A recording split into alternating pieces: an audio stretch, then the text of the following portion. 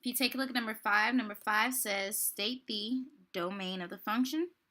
Even though we already wrote it down, we know that the domain is the x values. So go ahead and write x values. This means that we're going to block off the graph from the left to the right. No, that's real straight. Once again, like we did on the other page, we need to know the smallest number first. So our smallest number that we went through on the x-axis was -4. What kind of circle do we have there? Closed circle. And since it's domain, x goes in the middle. Our biggest number that we went through was 4. And we also have a closed circle.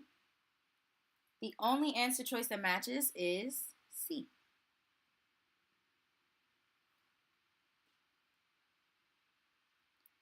Number 6 says, on the graph below, draw line M such that it passes through the point. So they give us a point. I want you to highlight that. And it wants it to be parallel to the line y equals 2x plus 4. So highlight that as well. Which one of the points is on that line? Well, obviously we need to see the line. They gave us a big graph, so maybe we should use it. On this problem, we have done this kind of problem before in the past where we've used equations and formulas and we've plugged in. But we're going to do this just pretty simple, the way it is. The first thing we need to write down is what we know about parallel lines. Parallel lines have something special. They have the same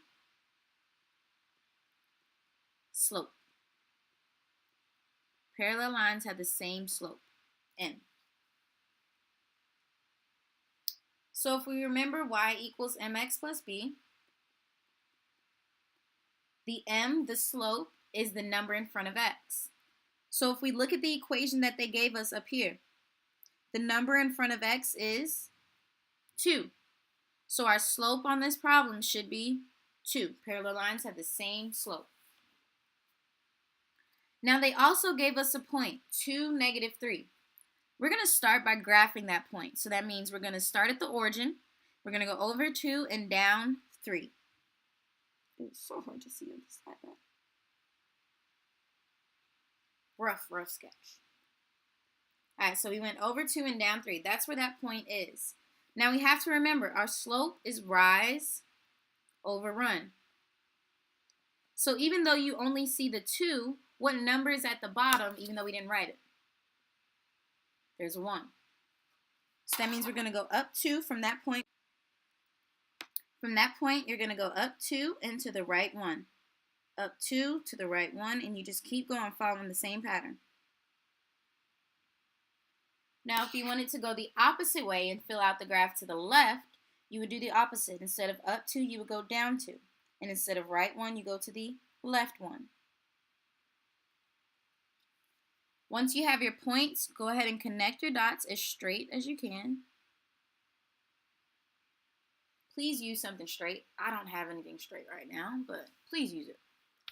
All right, and all you have to do is check and see, out of those points that they gave us, which one of those are actually on that line? So for A, if we go to 110, 110 is way out there somewhere. And I do want you to label it A, so you know that we're not going to pick A. A is nowhere near that line. 5, 2. So if you go to the right 5 and up 2, that point is very, very close. But is it actually on the line? No. The next point is over 4, up 1. Would that point be considered on the line? Absolutely. And the last point obviously would be over here somewhere for D. D. So we're not going to pick D. Number 7, real quick.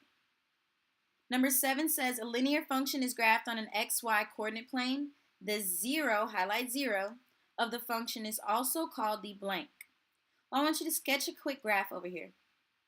Quick graph. We talked about 2 special points before. Here and here.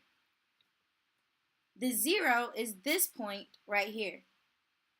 I want you to circle this point and label it 0. Because our 0 is our x-intercept. It's where we cross the x-axis.